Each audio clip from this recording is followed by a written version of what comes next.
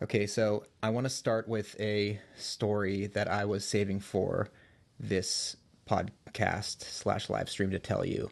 Um, so today, when I went out to get the mail, our mailman, Yeah. um, I go out to get the mail, and he says, like, he's just like out there at the same time that I happen to be outside, and he's like, Hmm. I've killed like 20 lizards in this thing. But he has for anybody who doesn't know, our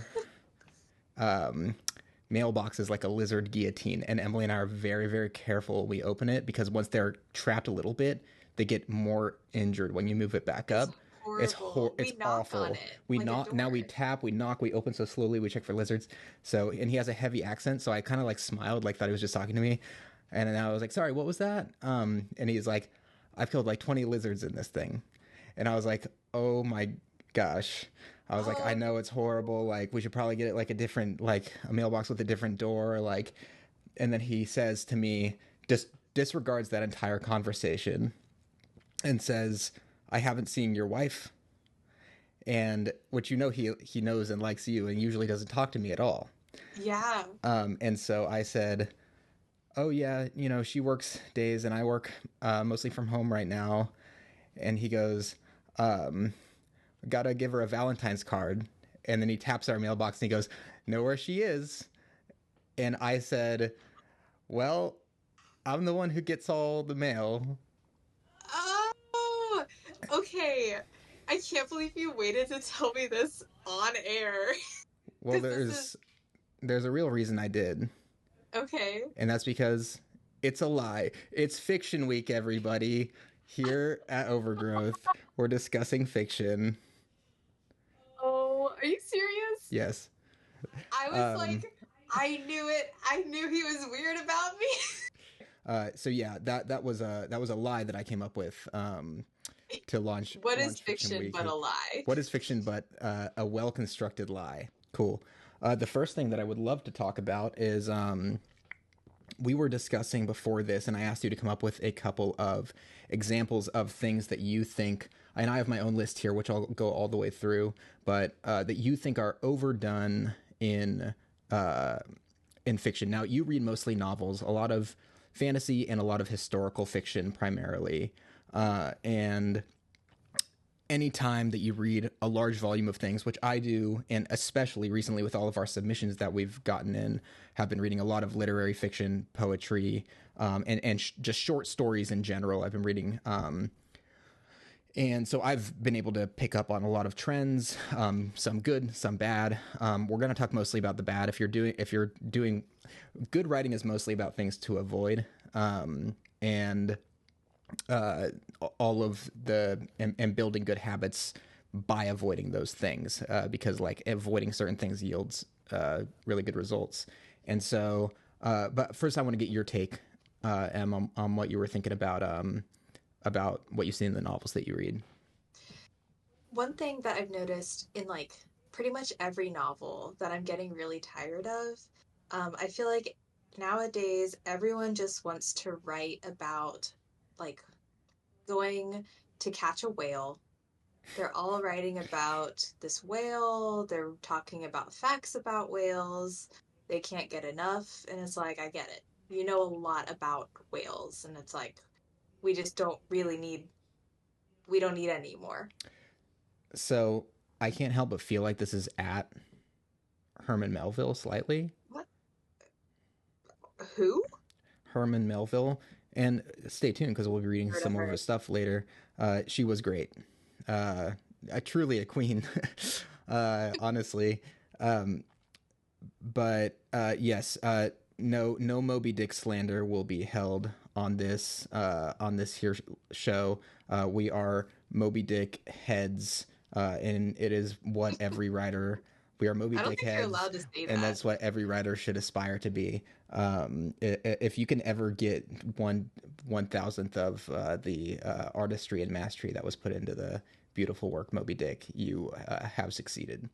Yeah, That's my I will statement. say I take back what I said. I love Moby Dick and I haven't finished it yet, but um I can't get enough of this whale. So I'm a big fan. um, so in all seriousness, though, Yes. yeah, what are your Sorry. no, that's okay. Yes, as far as actually what I think, one, I don't necessarily know if it's like a trope as far as, or if it's more just like a habit that I think shows up in a lot of people's writing. Um, but I have noticed that something that's very frustrating for me as a reader is when the author's trying to communicate like conflict and they only do it through arguments between characters.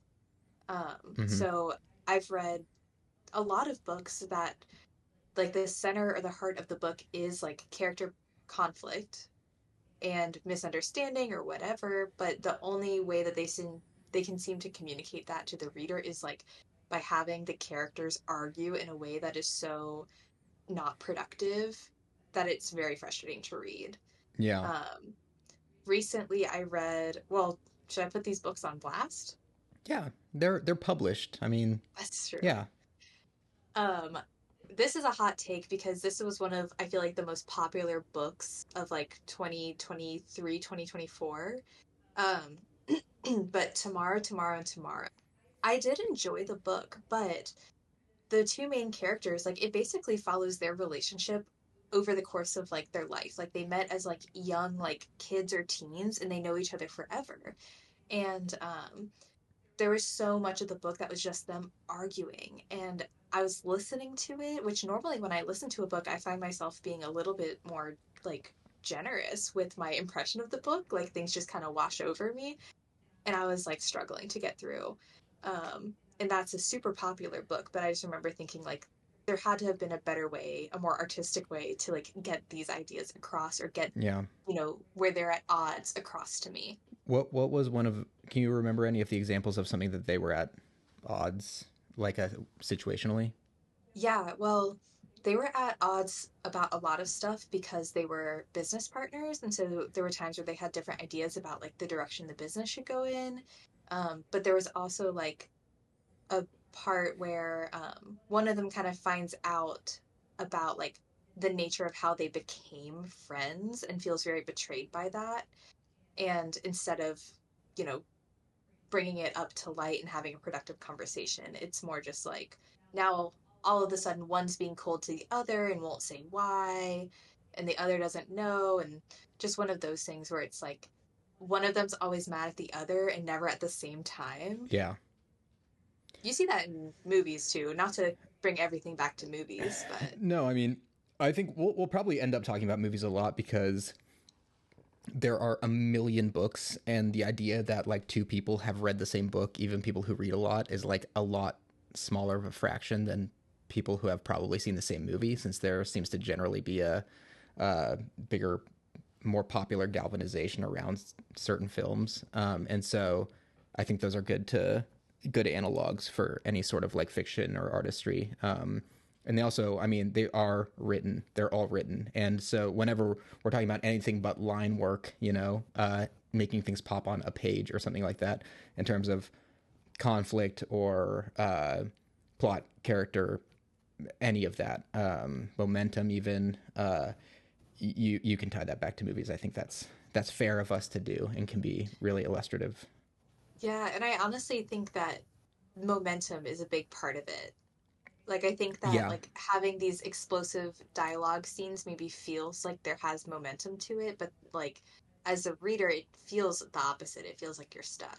sure. And this is going to lead a lot back into something I want to talk about quite a bit today, which is the idea of character action and how action is really and that doesn't mean running around with a gun or something like that, but just physically doing things and interacting with people outside of simply dialogue or a scene where you're like making a series of facial expressions to very obviously express how you feel.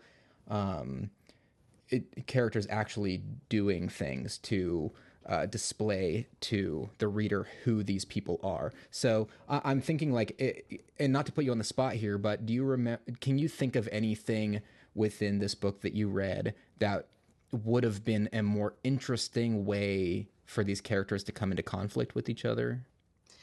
Well, I'm going to use a more recent book Sure. to answer it, just because I read that like 2 years ago, and I mean, it kind of stinks that that's one of the main things that stands out to me about that book Yeah. is like there was too much arguing.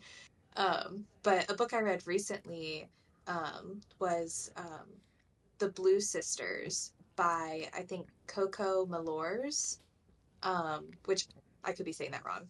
Um, but there was a lot of arguing in that book also. And I remember one argument in particular. The book centers on four sisters. One of them passes away, and the other three are kind of coping with that loss. And there's a point where all three are arguing, but there's always like there's a lot of triangulation that happens where two of them know something the other one doesn't, and it can be like any combination. Yeah. And so they're arguing, and they are all taking turns being like, "What are you talking about? Well, what are you talking about?" Yeah. And I was like, that's one where I feel like a more interesting thing would have been some more either direct communication or more time with the individual characters for them to kind of mull over their thoughts about things, or more direct, like one-to-one character communication instead of like, I don't know, something that's not how it would play out in real life either. Like you're never Mm-hmm. in an argument sensing that the other two have a secret and going, "What are you talking about?" Like that Yeah. only happens in like movies and it feels very disingenuous. Sure. Yeah. And there's something to, this is another distinction that we'll probably draw as we talk, is like there's life sense and then there's story sense, and there's a certain amount of verisimilitude that is necessary for a story to carry weight. Um, and the sorts of ways that a story should carry weight are way more in those areas, like in the way that people generally interact and react to each other, than they are like if somebody can fall off a building and live or not, you know? Totally, yeah. So something like the way people act in conflict, if you're writing an action piece and something crazy is supposed to be happening, like a detective fiction novel where something goes by, like, and somebody dodges a bullet, like that makes story sense. We see that in stories. It's kind of a trope. It's like a little bit superhuman. You're Jack Reacher. This is a Jack Reacher book. Like that's fine. That's a genre choice. That's a book. But if Jack Reacher and another character have a conversation that makes absolutely like, you're like, who have I ever heard speak this way? Because plausibly this takes place on Earth. Then that's when things really start to get mucked up. Um, Yeah. and so, yeah, I think that that's a good distinction to draw there. And you're a counselor. Um, and this is actually piggybacks beautifully off of the idea of things that have to make story sense and then have to make real life sense. So, when you're watching the show, I love the show Hannibal. I think it's awesome. But like the way that a therapist uh, and their patient or anybody interacts with each other in that show is like not really a professional setting, but that show is so hyper realistic, so fictionalized, so over the top, so stylized. You're really not looking for or caring about that sort of thing. Same thing can be said about like CSI. Like you've got the same guys who like test the fingerprints in the lab, like running around to houses with guns, like breaking the doors down. Like that's Hmm. not the way that things work. But that's a crime cop show, so it doesn't really matter.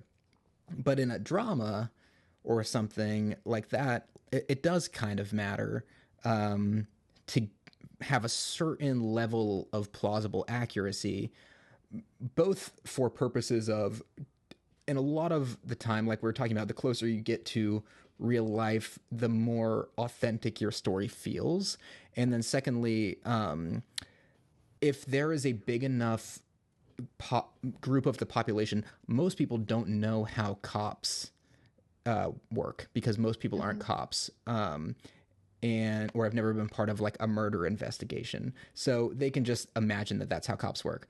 There is a large part of our populace that is in counseling or does counseling or has been to counseling, um, and so that's something that if your fiction is too far off from the way things work in life, you can really end up alienating quite a substantial group of people if you don't do your research and portray things right. And that research can be a quick Google on some questions you have before you write something most of the time. So, I did want to ask you about that. I know I asked you to think about this beforehand, but do you have any examples of the ways that counseling, therapy, or mental health in general are portrayed in fiction that you feel like are really inaccurate, but like tropey enough that everybody kind of excuses them? Oh, sure. Yes. Well, I think first of all, I think that I'm going to center just on like therapy because I think that tropes about mental health in fiction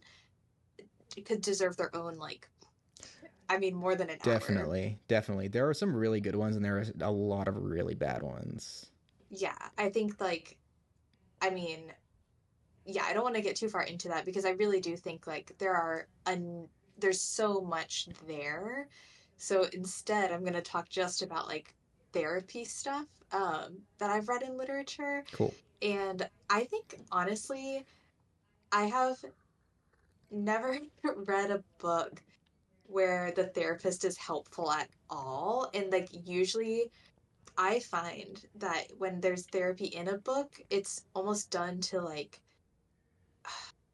not like show that it's like not helpful, but almost to show like this person is beyond help and like there's this well-meaning therapist that like can't even help them. I don't know if that makes sense. Like I feel like it's never Yes. like if they're including like a scene from their therapy, it's to show that like they're not being honest with their therapist because of whatever's going on in their life and basically like the therapist has no idea. Right. I've read that in several books. One that comes to mind is oh, what was that book called? Let me see. That was in 2024, checking my book log. I read a book that I found to be a little bit trauma porn-esque, that Yeah. I don't enjoy books like that. Okay, I can't find it, but it's the book that I finished on our way to the Miami airport for our honeymoon. Oh, Um, obviously, I remember that book. Oh my goodness, how so could I forget? yeah, that was a book where the main character was very, very troubled. She had experienced a lot of trauma in her life, especially as like a young child, and it was impacting her like marriage and her relationships. And there were many scenes with her therapist that just reading them, it's like, okay, this is it's just not well done, I guess. Mm-hmm. There's lots of times where the chapter starts with the therapist telling them to breathe, which I do sometimes with clients. I do have to tell them to breathe. It is an important skill, but it's always like just like over the top. It's done in a way that's like almost like they're trying to wake them up out of a trance, like they're calling their name over and over. I think that happened in the Blue Sisters as well. So that's definitely, I guess, like that kind of attitude towards therapy is something that I've seen a lot in books. Um, Yeah, I think that points to kind of a broader thing that happens in fiction, which is you'll really insert a character to serve a purpose, which is not bad, but in doing that, you can create some really one-dimensional characters, and if that it's kind of okay to have an archetypal figure like that to serve a purpose. But when there are a lot of books coming out at the same time doing the same trend, then it becomes lazy and played out. And so that sounds like that's what's happening there. Like maybe if you ever read that once, you wouldn't have noticed this as a trend, right? Like you would have been like, yes. oh, that she went to her therapist and her therapist is this way. She's comforting and she tells her to breathe and let it out. And maybe they have a particularly close relationship. And then you read it in like the next five of that genre of books and you go, okay, so this is just the going line with this sort of Thank you for thing. taking my ramble and making it an actual No, all thought. good. I think the other thing I see a lot, which I think any profession probably sees whenever they see their profession in media, is like how wildly unethical all of them are. So I'm sure Right. every doctor watching a doctor show is like, that's so unethical. Sure. Yeah. And I see that a lot with therapy in books, movies. The Silent Patient is a book that's very popular by Alex Michaelides. That is probably wrong also. And that is the most, I was like, this therapist is the worst therapist I've ever heard of. What does she do, or he? He, well, spoiler alert, if you have not read it, just skip like a minute ahead or don't listen for like a minute. So the whole book, I'm like, this therapist is so unethical. They're way too like they're violating their patients' privacy, finding out stuff about their life that they did not share with them, like Googling them, borderline like stalking them. And then it turns out like this book is like a little bit of a whodunit, and it turns out like the therapist is like the stalker and like the one that like murdered her husband and whatever. So it is a tale of obsession. But for so much of the book, I was so focused on how much I hated the therapist that like I didn't even Yeah, like. you might be a skewed population there pretty heavily too. Like, because even there's like that thing that happens in any sort of fiction where it's like I was saying with like the cops, like the way the cops work in fiction, like you just kind of create a false way that these things work, and at a certain point, you've got to almost accept that if it's genre fiction. And I want to draw a distinction there because I guess this kind of trauma porn, as you called it is its own genre. It's very hot and very popular right now. Kind of explorations of trauma are very in right now. Like every horror movie, every artsy horror movie that's coming out is not just there for the thrills and chills. It's there for it's actually about trauma. They also like it's always actually about Mhm. trauma. It's always this person's trauma, and it's like, okay, it did that. That book did that in the 80s, right? Um, and it's helpful for people to read something that they see their experiences reflected in, certainly, but at the same time it's also very easy for a writer, and we're talking to more writers than readers here, is to lean on these sort of situational or known traumas to construct a story that is sort of trite and exploits the trauma for the sake of telling a popular and maybe easily gripping story, easily relatable story. And a lot of the time when that's done, it really underserves the exact issues that you're trying to address, because you end up distilling them into very sort of flat and obvious set of events, and you see the same sort of patterns over and over. Um, would that be fair to I say? Yes, I 100% agree. And I think like there's this distinction too, like if you can find a way to like explore like trauma in your art, there is a way to do it that's so powerful and can like communicate like these huge raw feelings to people that like haven't gone through it themselves, or connect with people who have. And like there is a way to do it that is so powerful. But I think there's this other genre that is just like it, how did you word it? Like it makes it something like trite almost. Mm-hmm. And it does it a disservice. And I think another trope that I have seen in fiction that kind of like goes with this is using like real or threatened sexual violence towards women as a way to show how good a male character is in the book. Yeah. He protects her from that threat, or he's not like the other guys, but it's always at the expense of usually these like women characters. Of course, there are like other like characters that aren't women that this happens to as well, but like I find that over and over. I think an example off the top of my head that everyone has probably seen is the first Twilight movie. It's a very quick scene, but when Bella's like walking home alone and this group of guys start following her, Edward zooms out of nowhere, intimidates them all to leave her alone, and then starts like speeding off in the car with her because he can read people's thoughts, so he knows the things that they were thinking about her. Right.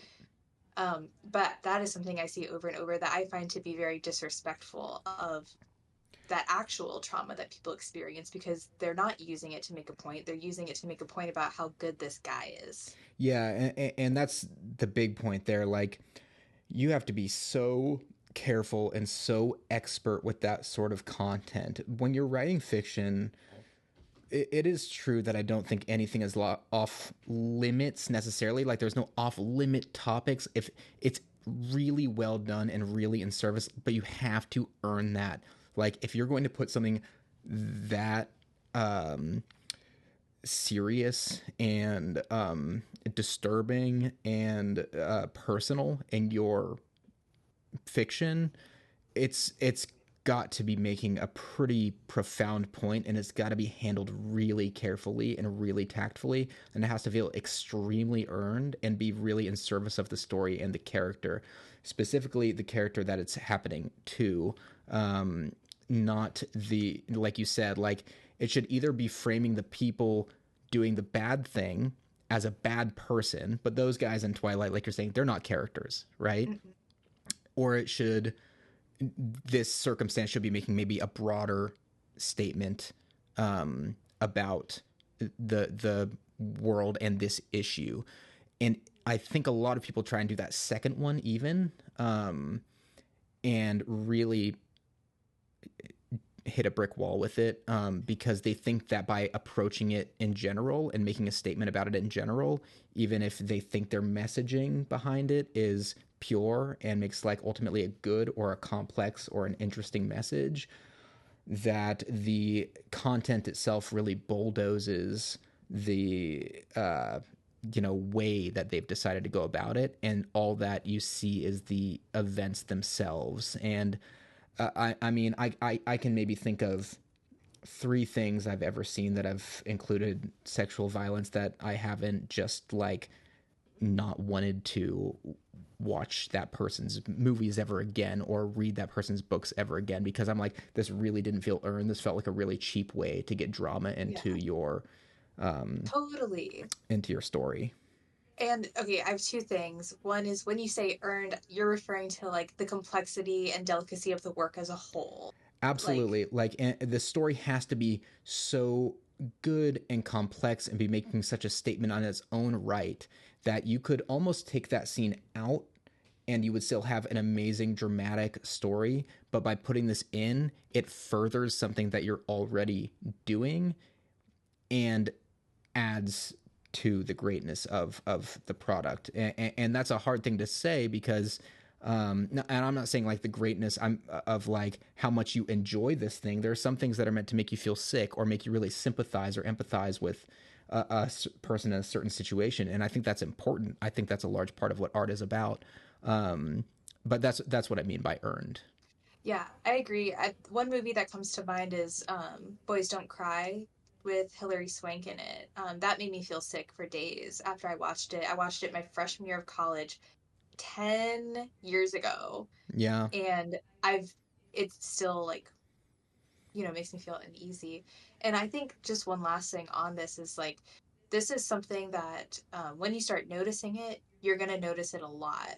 Like how common it is just to sprinkle that in there. Not even like there's always like the actual thing happens, but just like the threat of it looming over usually women in these stories.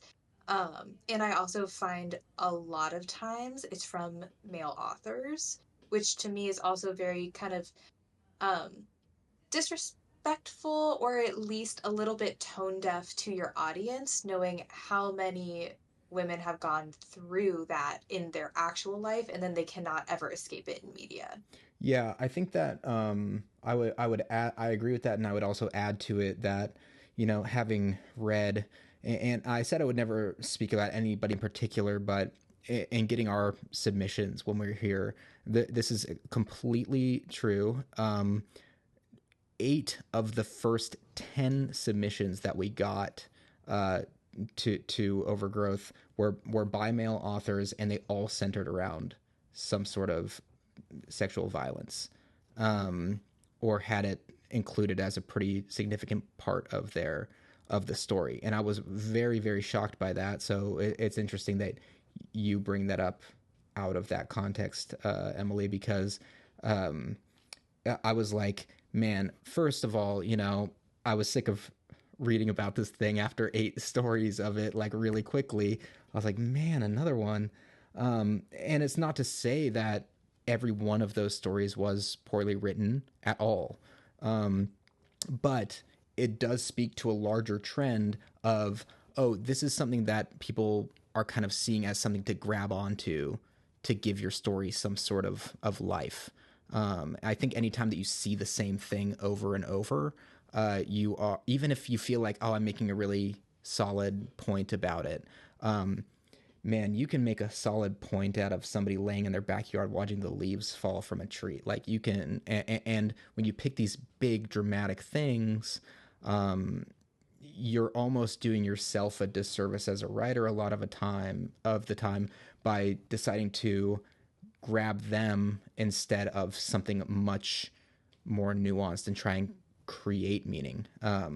And especially because not one of those was violence against a man in the situation, and they were all male authors. So it's like, this is not necessarily a lived experience that you're looking to express your take on. I don't know what relationships they've had and things like that, but it really feels just like a cheaper kind of dramatic. Uh, they're being advantageous a little bit with this subject, to give their story a punch.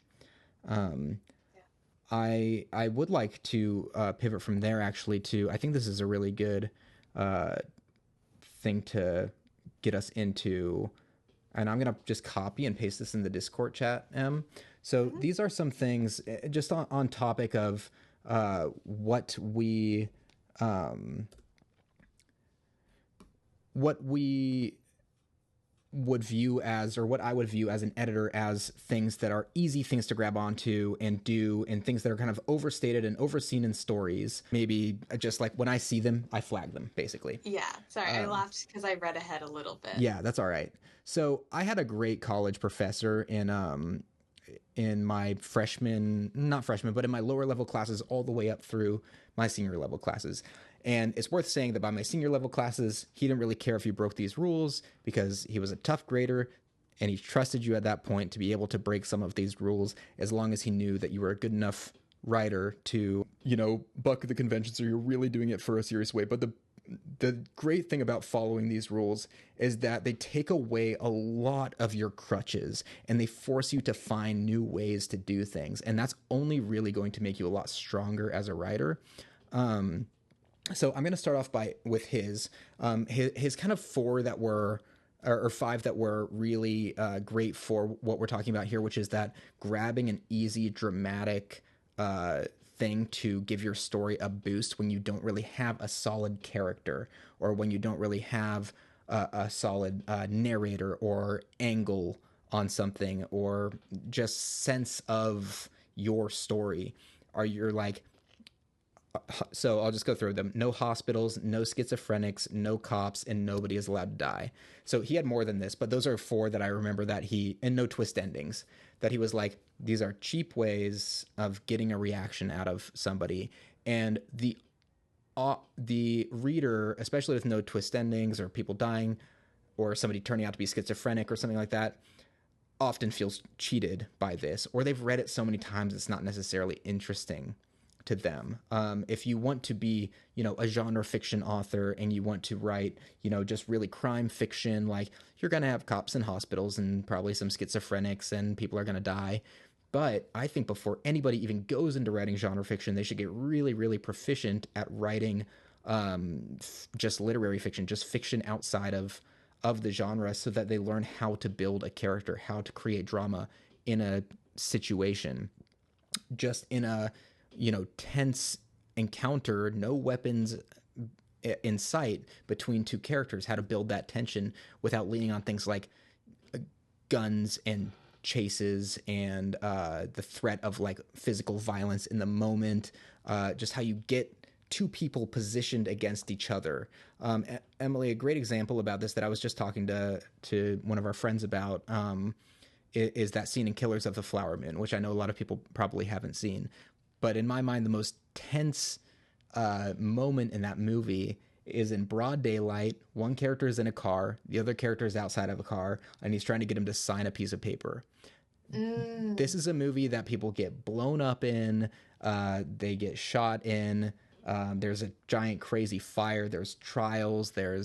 But this is also a movie directed by Martin Scorsese, one of the greatest directors, right? And so he's able to get this story to a point where you understand the characters so fully, that you understand their conflict in that moment so fully, and the weight of that interaction, that somehow that was the most I tightened up in that movie, was in that moment. And I'm not even rooting for either character. You kind of think they should both probably, if God is real, he should smite them on sight immediately, right? But it's Yeah. like, at the same time, you're like, oh my gosh, I'm so tense because you've led me to this point over the course of the past 2.5 hours, probably at that point. Hmm. And so, um, a lot of stories take place in hospitals. It's an easy way to say that something dramatic is going on. A lot of stories feature schizophrenics, which is an easy way to insert some chaos into your story, or maybe subvert, as you would see it, readers' expectations, by throwing something in there that, like, oh, and it was all this, or they were never really there, or um, something like along those lines, that really ends up leaving you feeling kind of cheated. And so, no cops, that's just saying, hey, make this between just some people. Don't bring, the law into this. That's how I interpreted it. Don't bring jail, don't bring the threat of this. Like, leave the Rules for whole life. rules for life. Rules for life.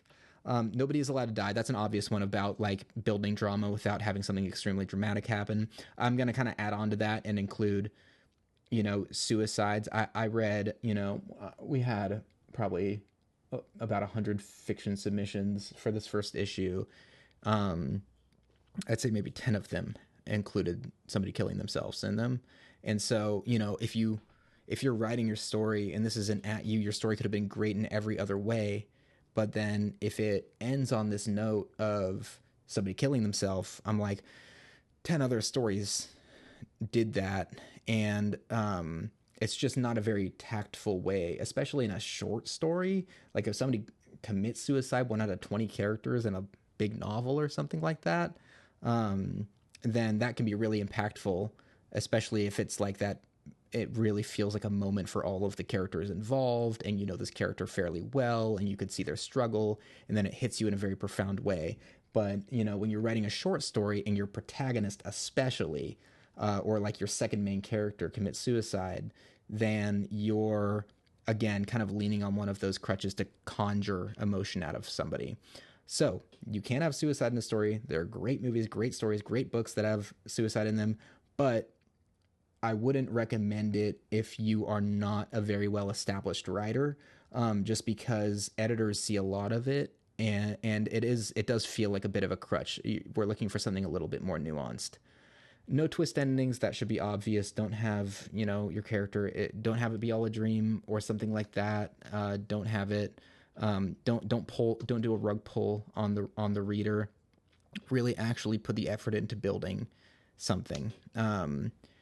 And then this is a great one. And this one is different because it speaks to linguistics in general and actions in general, which we'll talk about more as we kind of move forward.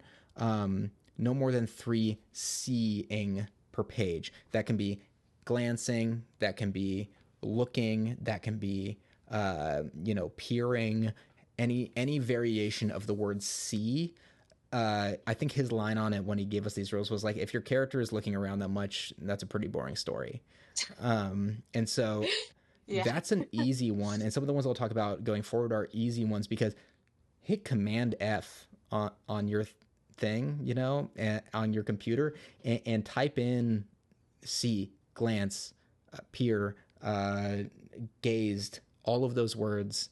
Um, and you will be very maybe surprised by how much looking around your character is doing instead of doing something or just interacting. A lot of the time, if I'm uh, a, a character in a story and somebody's writing about me and they say that I see my cat, Mr. Jellybean, over on the couch over here sleeping, instead just say Mr. Jellybean was over on the couch sleeping.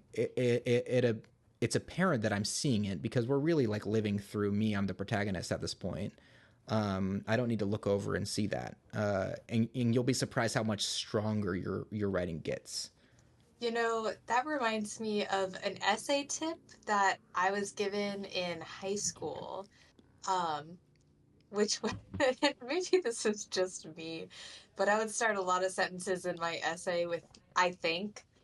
I'd be like, Mm. I think, Yeah. which like it's funny now, but I'd be like, I think that in 1812, like this happened, and they'd be like, just anytime you're writing, I think, just cross it out. You're writing this essay, so I know you think it.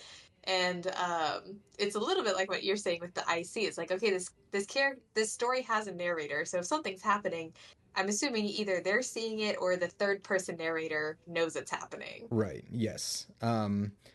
That's absolutely right. And I'm going to jump off of that right into my additional ones, which is no glancing at all.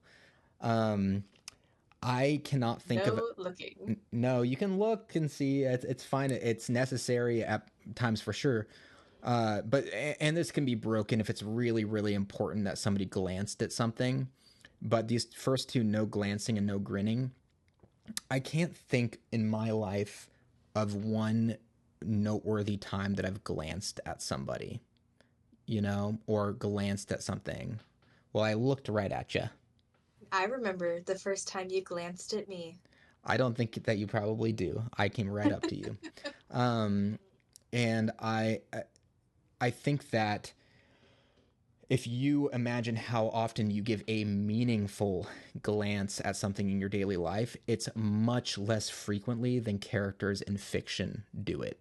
Um, People are glancing and grinning throughout stories. If an alien life form found a lot of our books and tried to guess what our general activities were based on our books, they'd think that we were just walking around like glancing and grinning at each other all the time based off of a lot of the stories that I've read in my lifetime. So, um, if your character's kind of main two actions on a page or in a paragraph are glancing and grinning, there's not enough going on either linguistically or just in general in that paragraph of your story, and it needs to be strengthened.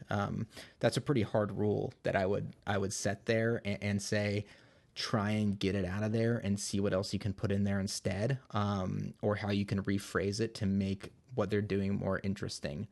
Um, Neither of those are particularly interesting actions. Um, Here's a great one, and we're going to read something later that kind of demonstrates this, which is no starting a story at daybreak. A lot of stories, in my opinion, start before they should. Um, my first story that I ever got published, which is a story I loved, it ended up being about 500 words. And that's because I cut the first 500 words off because I realized that I really caught my flow and got my sense of the character in the second 500 words, and that it did work without the first 500.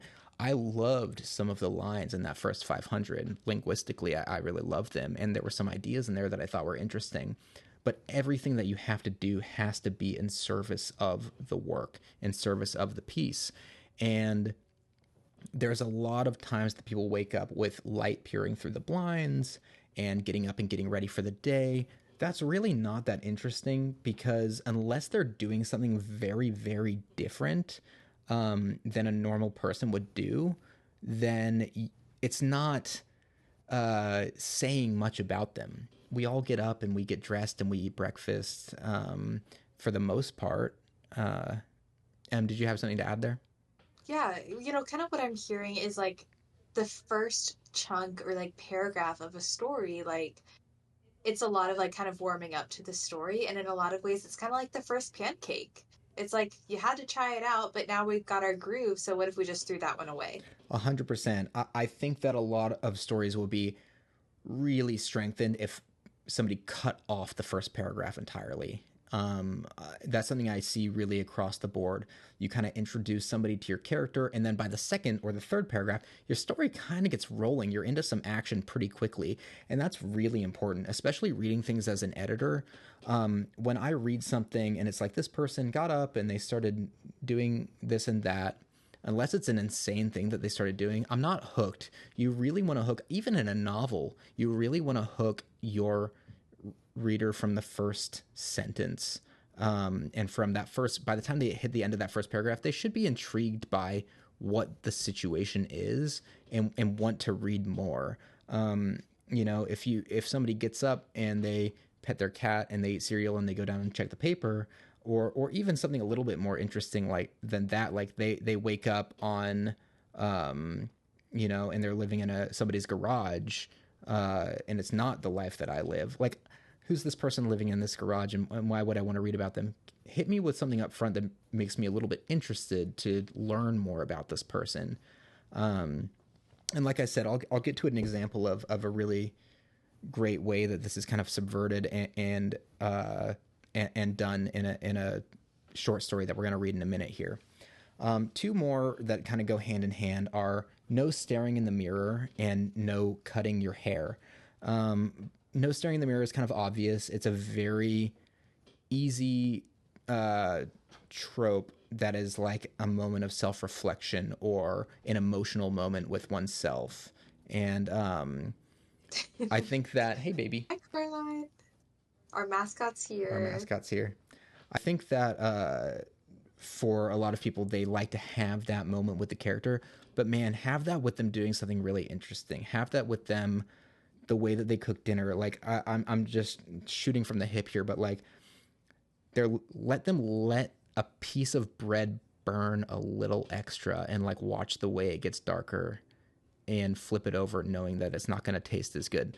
What does that say about this person? I've never read that in a story before. Does it relate to their circumstances? Can the reader then interpret why they're doing that exact thing? Or, you know, let when they're coming up the steps to their house, let them stop on like the third step and just lean over their railing and like watch some ants that are crawling on the ground for a little bit. Have this moment. You don't have to tell us what it means, but it tells us that they're thinking, that they're pensive.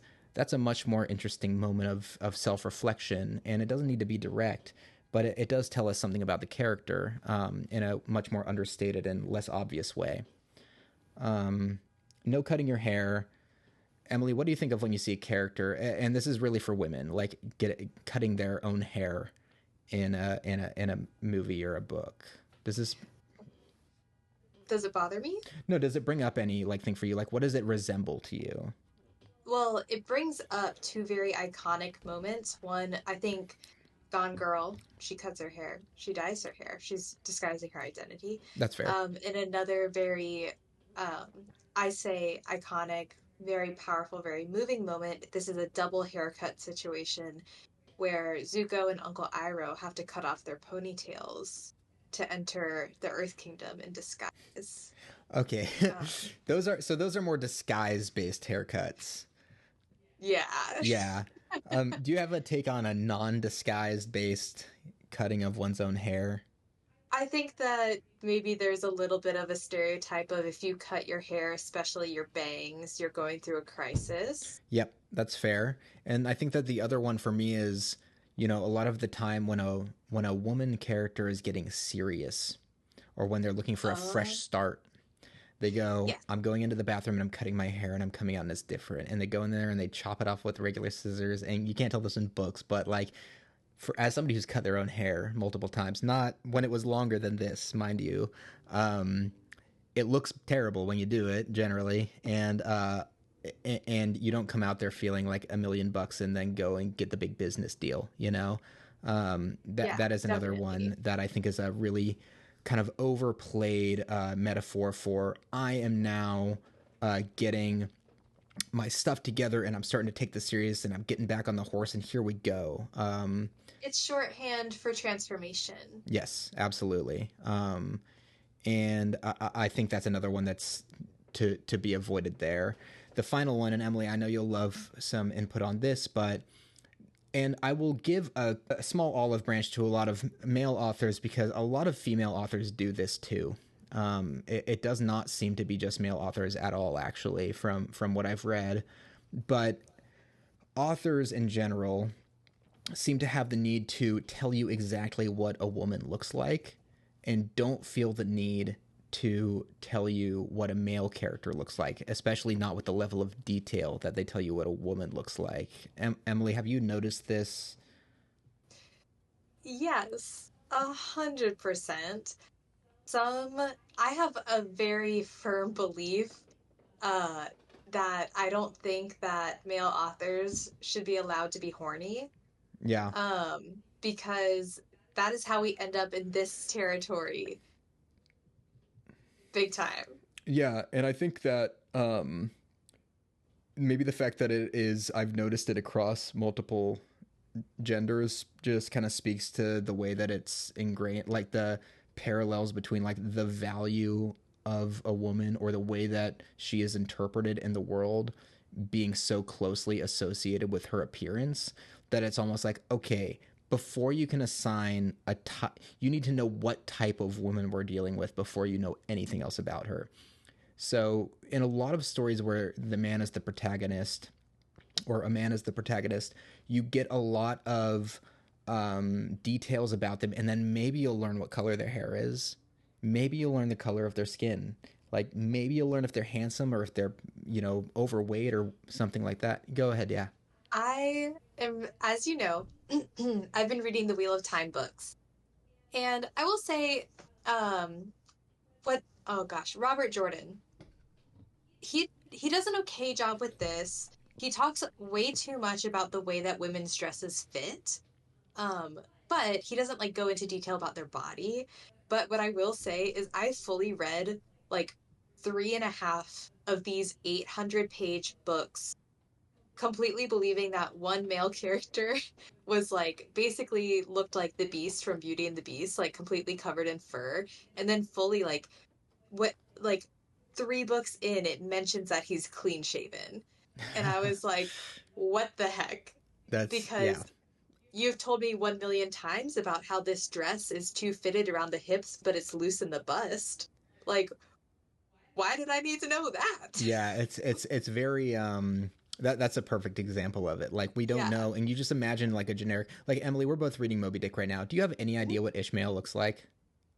No, I Neither don't. do I. I have an incredible sense of his character.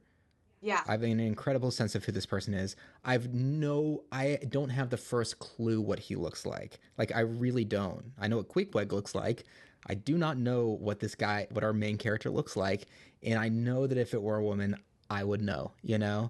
Um, maybe not from Even Herman if it was, Melville, yeah.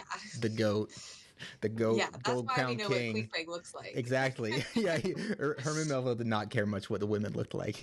Yeah, um, absolutely. so that's a good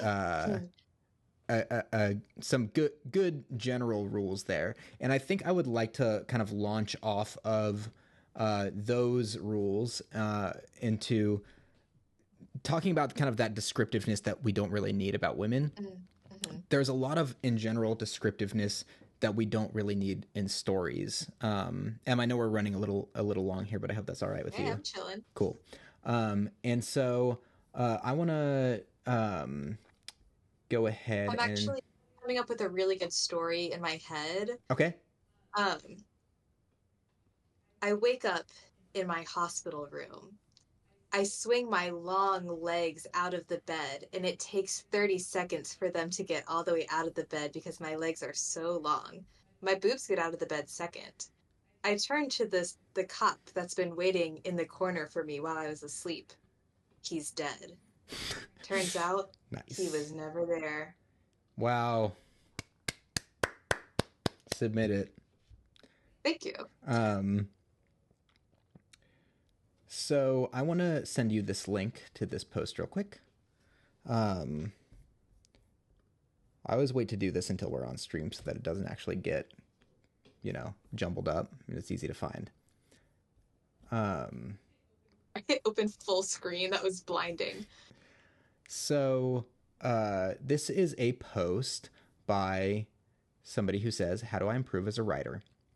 They say, basically, I feel like I can come up with a good story, themes, and plot lines, but as far as dialogue and being descriptive and the actual writing part, I struggle with. Any advice? Emily, taking this person very seriously, off the top of your head, from kind of an outsider perspective or a reader's perspective, what are your thoughts when you read something like this? Um, it sounds like they're a creative person, but they just struggle with like putting that creativity onto paper, Yeah, which I can, understand like from like the arts that I do. Sometimes I have an idea, but like the execution is like its own thing. But it's like cool to be able to come up with something in the first place. so I would actually go a little bit further and say not only is the execution its own thing, but the execution is everything. And the execution is actually the only thing that matters. There's no, shortage of ideas, right, in the world. There's no shortage of somebody who's come up with a great idea for a movie, a great idea Hmm. for a story. But all that really matters is whether or not you're able to execute it and execute it well. In a lot of ways, the idea is the least important part of the work that you're going to have, and the execution is going to be everything. I mean, you watch a movie like Lady Bird, right? Something like that, or you can read the first. We're talking about Moby Dick a lot, but you can read the first 50 pages, really not anything. He kind of wanders from place to place, meets some people. Like, there's no ideas present there. Like, if you were to say what idea it was like a guy decides to sail on a boat and he travels to find a boat. Like, that's not really a great big idea for a story. But how compelling is that writing? I mean, it's unbelievably compelling. You learn so much about the character. You get so many different perspectives, meet so many interesting people, that the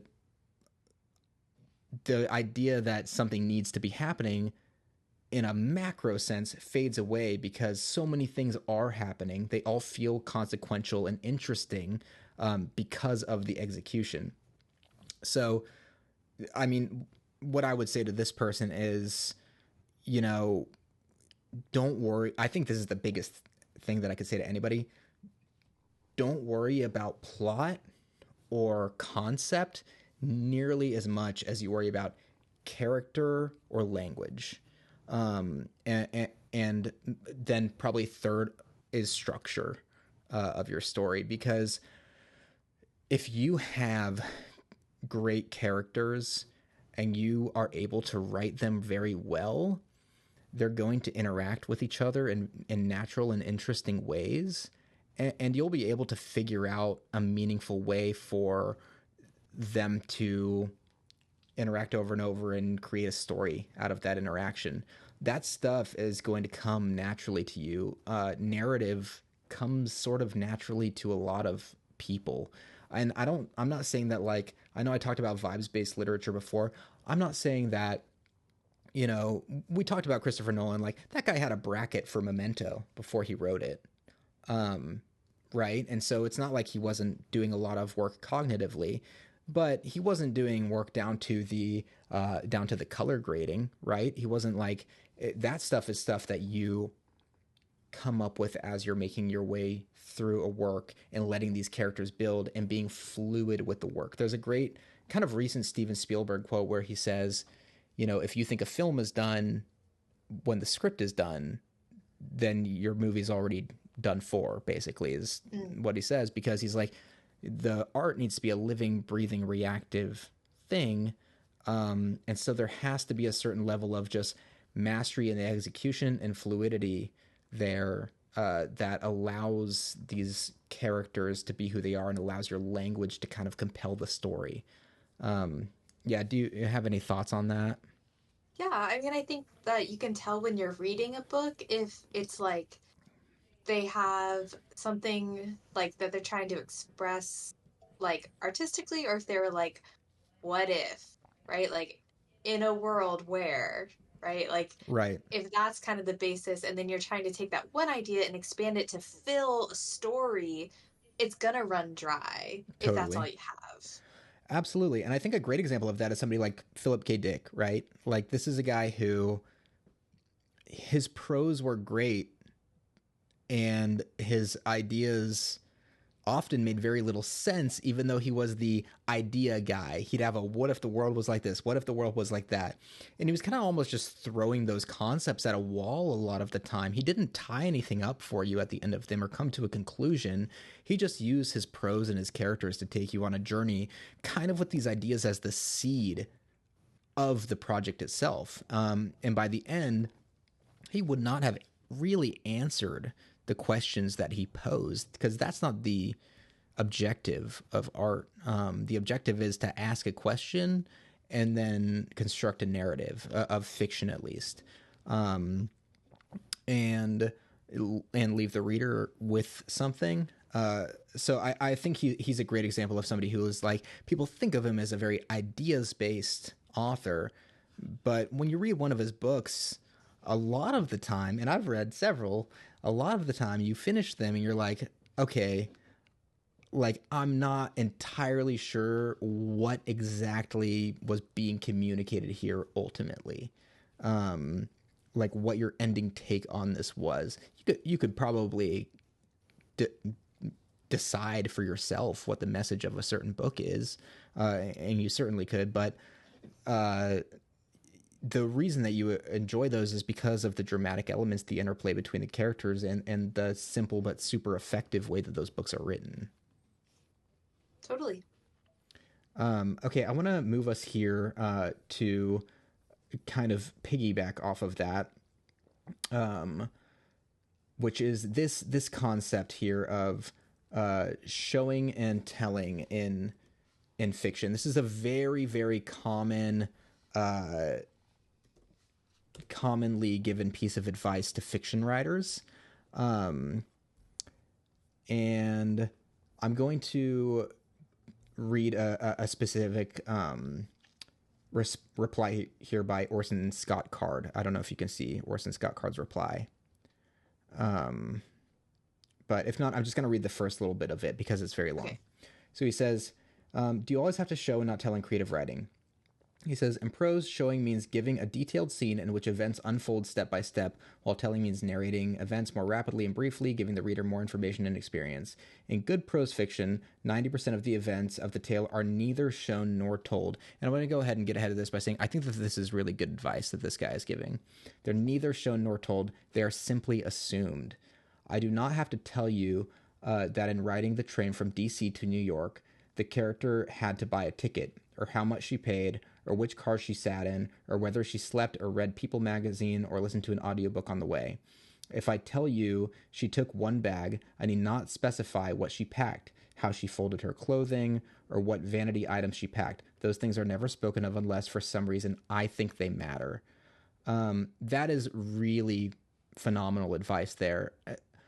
People get really caught up on the need to be descriptive and need to feel like they're putting the reader right in the lap of the story, inserting them into this world and taking them a step by step, event through event, in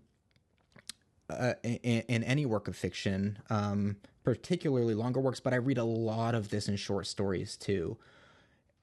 A lot of details that are added to stories don't really serve the story and really slow down the momentum of the story. And I think there's this really kind of romanticized idea of having this kind of like nice descriptive language, and like that last post was saying, like I'm having trouble with descriptions. Descriptions, like, they're really not that important unless they're important to the story. If you can't create a setting that you really want to create that serves the story, that's going to be an issue for you as a writer. But if your character walks just into a room, I don't need to know what lamp is in that room providing the light, and I don't need to know what everybody is necessarily wearing unless it really characterizes them. Somebody's wearing a big fat tie with balloons on it, that says a lot about that person. But if somebody's wearing just like slacks and flats and I already know that they're a lawyer, right? Then that doesn't add that much to that person for me. And so it's not really necessary to get all of those extra descriptors. And it's always preferred that somebody get into the action, into what matters quickly. Writing is really a process of restraint. We say don't restrain your soul, but you should restrain your prose a bit and your descriptions a bit, so to get into that soul, like what is the chief important uh, kind of crux of what's going on here? What's the essence of what's going on here? Um, and those, a lot of those details end up being very superfluous, and dragging a story down. And they also cause writers a lot of stress because they're difficult. It's difficult to make that many decisions unless it's occurring to you automatically. And the only reason typically that it would be occurring to you automatically is because it's popping into your brain as you're writing because it's important to the character. Mhm. Yeah. I think that you managed to find some really good and well-written advice on Quora. Yes, this is probably some of the best advice ever given on Quora. That is the diamond in the rough right there. Absolutely. Um, Emily, I sent you another Quora post. Are you able to pull that one up? Earlier. Yeah. Yeah. Um, Great. Yes. Would you like me to read it? Please. Anyone want to offer some advice for unestablished writers who have great ideas but terrible prose? I guess that's the whole question. And then the top answer here says, "Great ideas but terrible prose. It is a description of everyone who isn't yet a writer. The only meaningful advice, therefore, is to practice writing. Your prose will get better, and you'll also learn to tell which of your ideas really are great and which are not, and how little the quality of your ideas really matter." So that's going right back to what I was saying earlier. "A good writer is someone whose prose is of top quality. How do you get there? Same way as you get to Carnegie Hall, dude." And what he's saying is, you practice, you perfect, you take it very, very seriously. And I really can't emphasize that enough. I wholeheartedly believe that a prose writer, a fiction writer, even a novelist who's looking to write something long should have no should assign no less importance to the individual line than the poet does. Um, there and maybe the way that a poet will like go back and forth on a word for hours excruciatingly, that you should do that to some of your lines. Go through and tighten them. Read everything out loud. uh, See where you hiccup, see where things don't flow, strengthen everything, build those good habits. It's not easy, but over time, when you build those good habits, they're going to become more natural to you. And then once you have them, you can let them flow. You know, there's also a bit of a difficulty here, and I'm sure I'll talk about this more in the future, but a lot of people kind of have that ability, and a lot of people don't necessarily, which is difficult. There's a great quote by an author, Robert Lopez, who's a favorite of mine, um, who he just says that he doesn't really believe that you can teach somebody urgency in their writing, and what that means is kind of how to get to something quickly and effectively.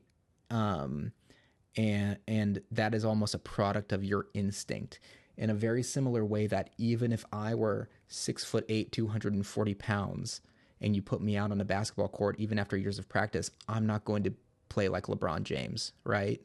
Even if I had also been playing for 20 years or whatever, he's got some innate sense inside of him that only professional athletes have, that allows him to think and react and behave and keep his cool and keep his heart rate down in certain ways that are almost he's predisposed to.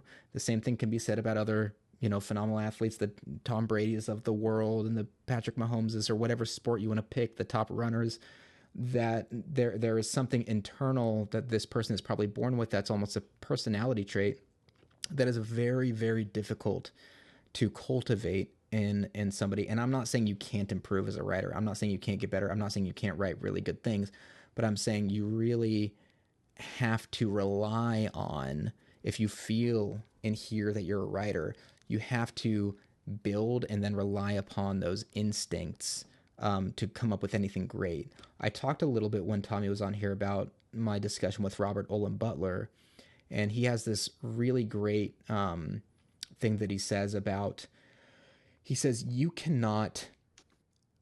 you can't sit down and plan any novel down to, the color of a cup or something like that. You can't do it. You can't make a series of decisions consistently about everything that's in a room, every word that a person says. You just have to feel it. And he's got this idea of composting your experiences, and that you take in the world and it goes into your brain. And stick with me here because this is kind of I know we're over an hour in, but it's a really great thought. So it goes into your brain, and then you kind of like let it settle and you let it simmer in there. You be an observant and feeling and thinking person. And then when you actually go to write, you let all of that sat in there kind of inform your writing, and you write through your instincts and you let it come out, and you feel the story. You have a sense of the story. You know your characters. Uh, because of their yearning. You know your characters because of maybe your preconceived ideas of the way that certain people are.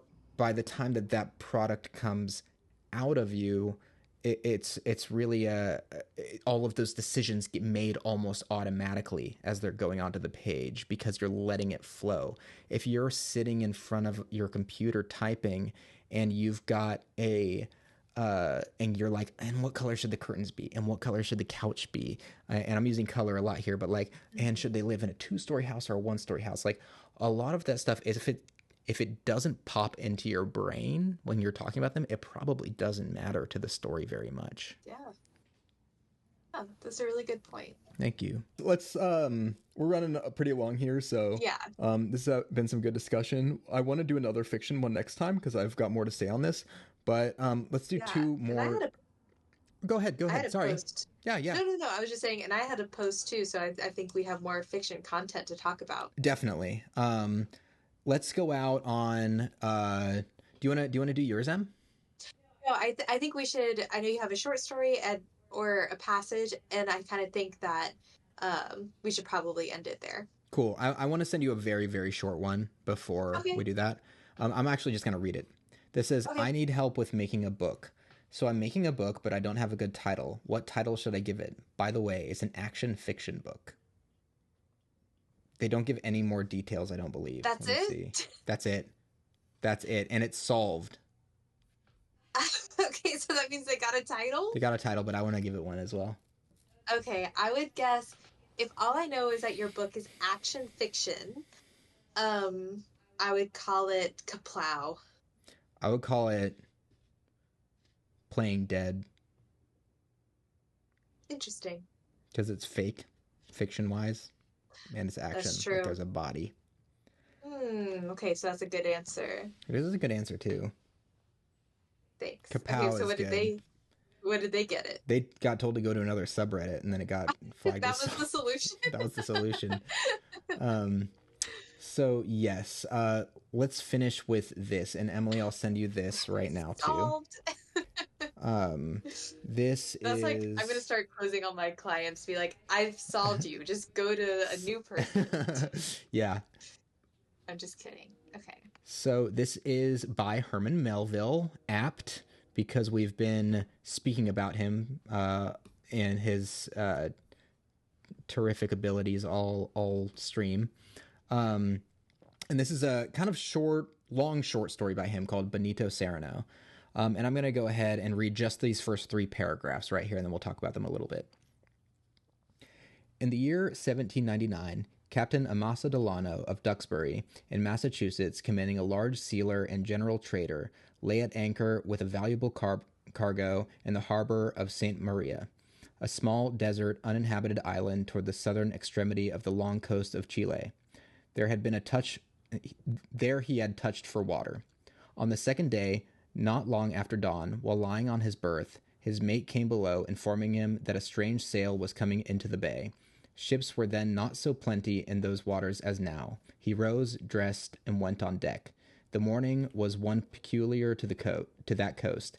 Everything was mute and calm, everything gray. The sea, though undulated into long roods of swells, seemed fixed, and was sleeked at the surface like waved lead that has cooled and set in the smelter's mold.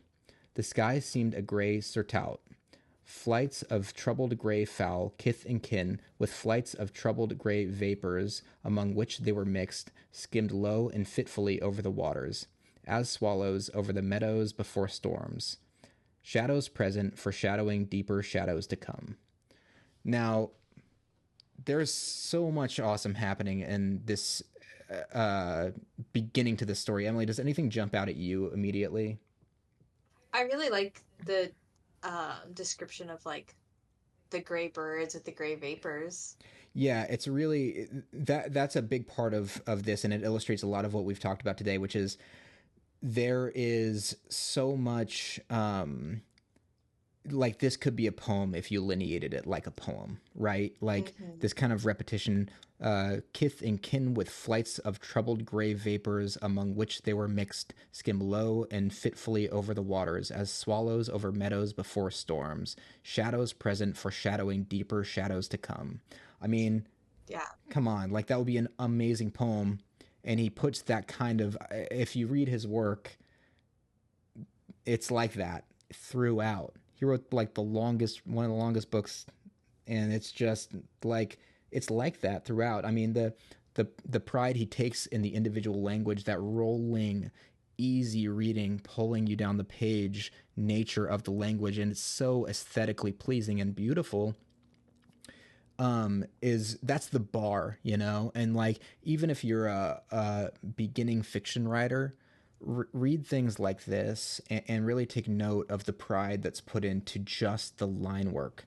Um, Something else here that I think is really great is how quickly he gets into what is going on and why we should care. You know, Mm. this isn't if now think of how differently this would read if I said Captain Amasa Delano, and then skip down.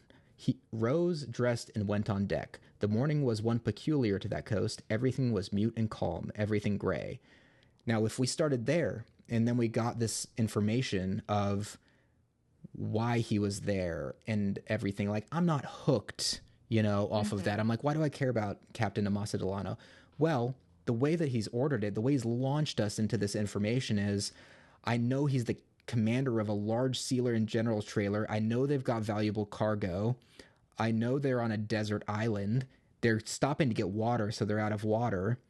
I know a day has gone by, and now I know a strange sail is coming into the seas, you know? Hmm. And so there's an immediate tension there that by the time he goes out and he's peering out, we're getting this description of this uncommonly cloudy, foreboding day that's very on the nose but beautifully worded.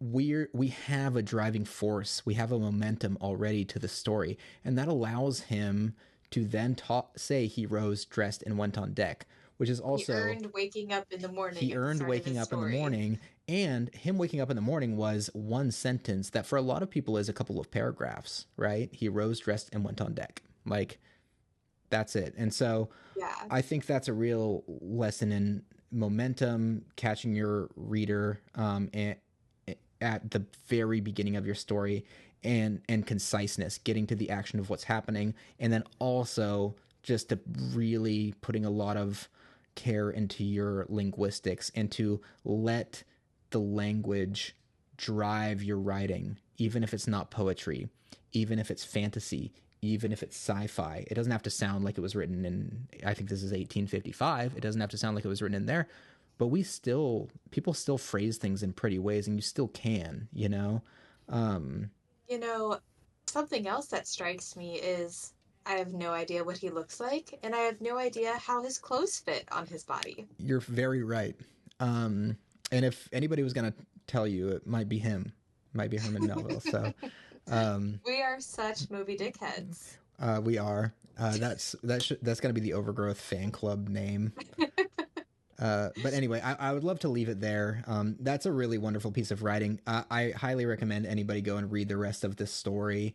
He has a really interesting perspective on everything. I think yeah, I think it's about an African slaver, and it's very eloquently written. Um, and he's the goat. So yeah, read good stuff, read bad stuff, figure out what's good about the good stuff, figure out what's bad about the bad stuff. We'll be back next week to talk more fiction. I have a chart that I would love Oh, to show on stream to break some more stuff down in a sort of mathematical way for people. So, thanks for everybody who tuned in today, and this will be up on YouTube shortly as well. cool. See you soon. All right, bye.